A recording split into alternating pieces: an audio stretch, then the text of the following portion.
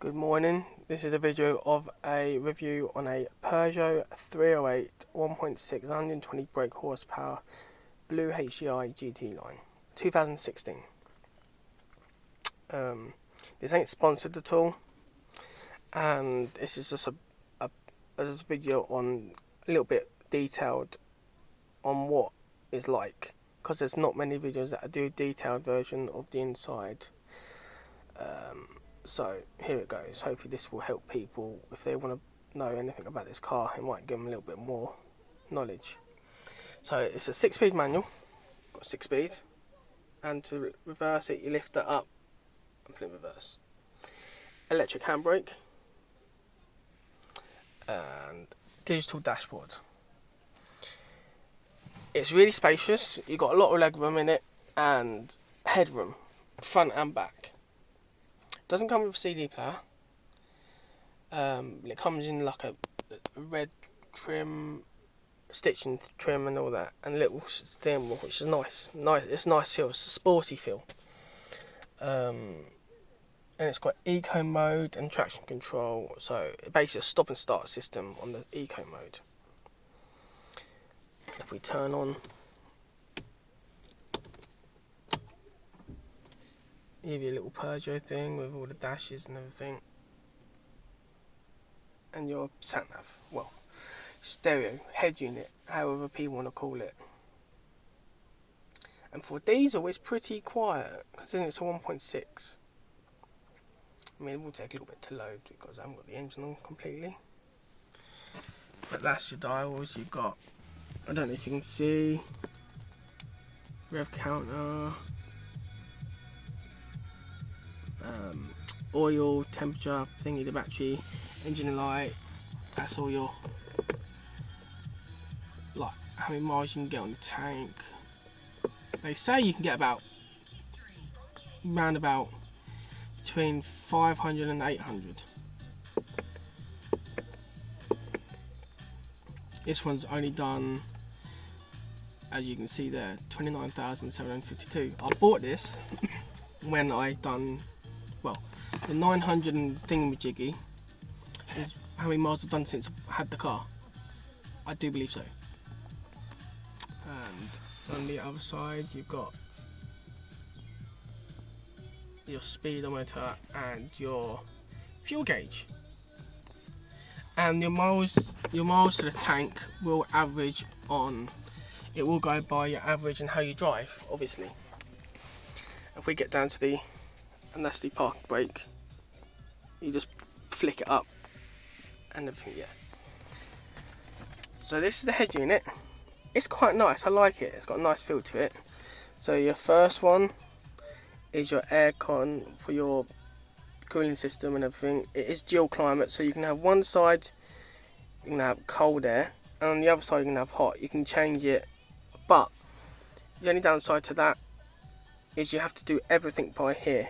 There's no dials or buttons to push on here. It's all on here.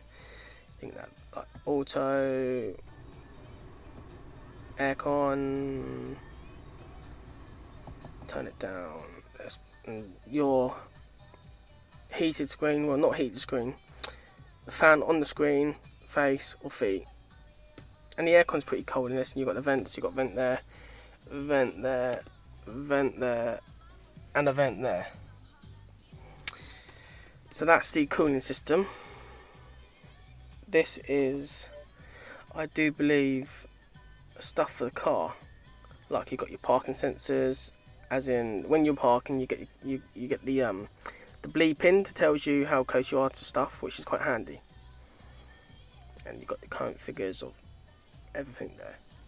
And you've got the under inflation tyres. So that what that is, if people don't know, is you set your tyres to how they should be set, pressure wise, air wise, and you push that and it configurates it, which means it sets that pressure when in the computer, and if it detects the pressure dropping or whatever, it'll come up tyre low or pressure low or something like that, and you'll give you a symbol on the dashboard. So that's quite handy. And then you go on that one, you've got your vehicle settings, which will be all different things about the car, how you want to style it, your driving assistance, and the lighting, and the vehicle access. I haven't got around to all of this yet, so I'm still learning. That's your speed settings and cruise control. You've got speed limiter as well. I mean, this car's got quite a lot for what I paid for. I paid for this just under 9,000, and it was the best spec, best condition, and surprising enough low mileage going into eco mode. So obviously I will have to. Yeah, with my previous car it had keyless, so I'm still getting used to not having to put the clutch down to start it. So I'll get that back up. What we on? We're on the radio now. This is where your radio is. You got DAB, you got FM, DAB, AM, USB, iPod, Bluetooth, and the aux. So that's that. You can change your stations on that part. By the way, I don't know what the video is going to turn out like on this, so I'm just hoping it's going to be good ish. And that's where you got your presets, and then you push that one. It gives you I haven't tried most of this. I'm still getting used to it, as I said. So you've got your photos, you've got your settings. That's that. You got your media, you get announcements. So that's that. Audio settings. Like I said, these settings ain't the best. Well, they are, but I would highly recommend changing the speakers. I mean, the speakers are good as they are, but if you're looking for a bit more crisper bass and stuff like that, obviously upgrade the speakers. I would go for like Pioneer, JBL, JVC. In the variants of price between £30 and £50 for a decent make. You don't go too expensive or too cheap. You just want a decent pair of speakers for a decent car. This is a nice car, it's luxury. That's what I was saying. So you got your audio, you can change it or whatever. So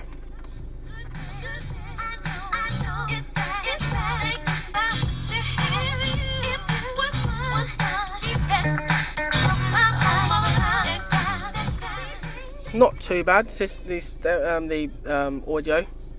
I mean, I came from a car with, obviously, I did the audio system myself with the sub and everything like that, and that only had 2 speakers at the front. This one's got 6. You got the door speakers, tweeters, and back speakers, and I do believe you have the option, if you wanted to put them in later on, back tweeters, which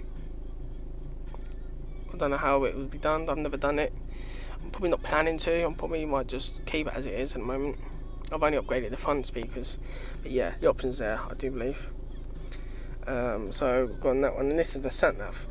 Now I recently updated the sat nav to 2021 maps and cameras. I'd advise getting it. You can get them for about, I paid £22, £23, and he gives you the link and the instructions on how to do it step by step. And the important thing is follow them steps, otherwise it will muck it up. But yeah, this is sat nav. You got your map settings, then the destination. I'm still getting used to this as well. I mean, this is quite a good sat nav.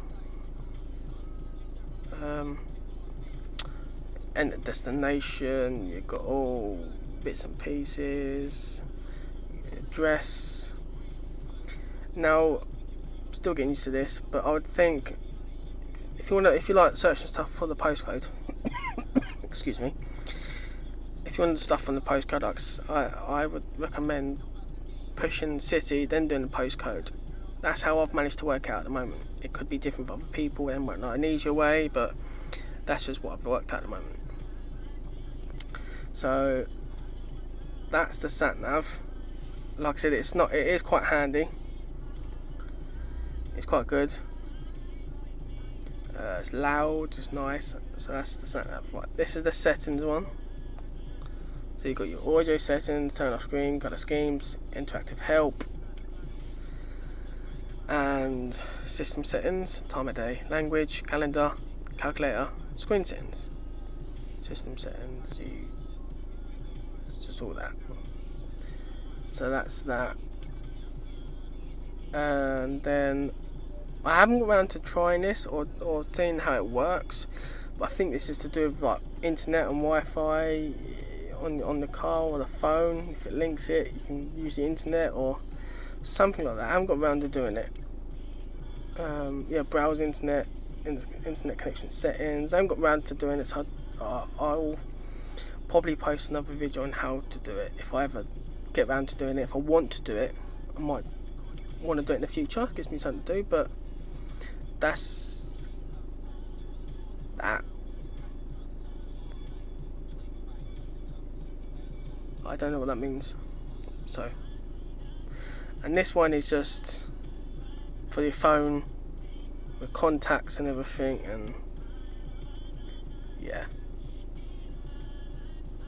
So that's that on everything. I hope that's a bit more detailed and it might help people. If you wanted to change the speakers, I do believe the fronts are 6 by 5 inches and the backs are 5.25 inches. I do believe so. Now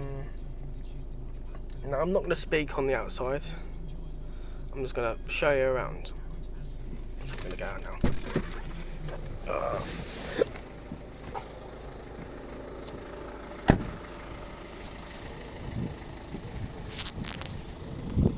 I might do a little bit of speaking.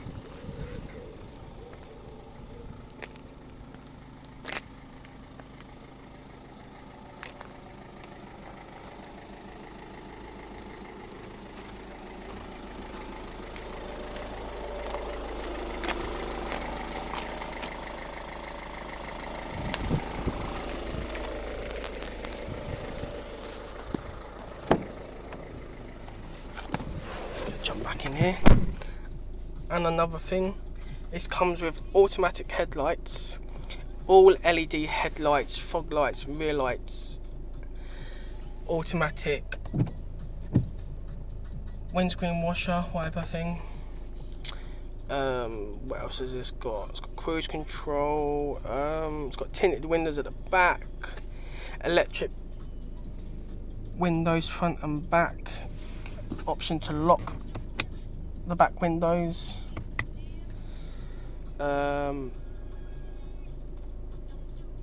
I can't think of anything else at the moment. Oh yeah, you got little cubby spaces here for the cup. Underneath that, you've got another little pot for anything. I'll just keep tissues in there just in case. And you've got your glove box. Well, not glove box, your little armrest thing. Oh, and you've got a little port in there, which I just realised. And in the boot, I'll show you the boot.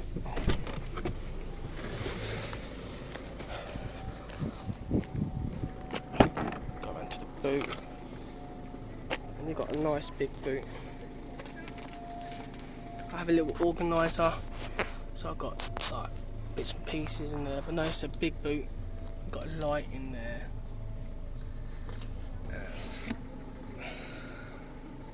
Little handle in there to pull down the boot, and I do believe that is it. Yeah, I can't think of anything else. You've got your volume control there for whatever, and you've got CRS, which moves go from the option of changing. And you've got your option to skip through, like radio station or whatever, and for your phone. I think that is it. I hope this has helped out a bit. Obviously any comments or whatever I appreciate for future purposes, but yeah, thank you for watching and listening.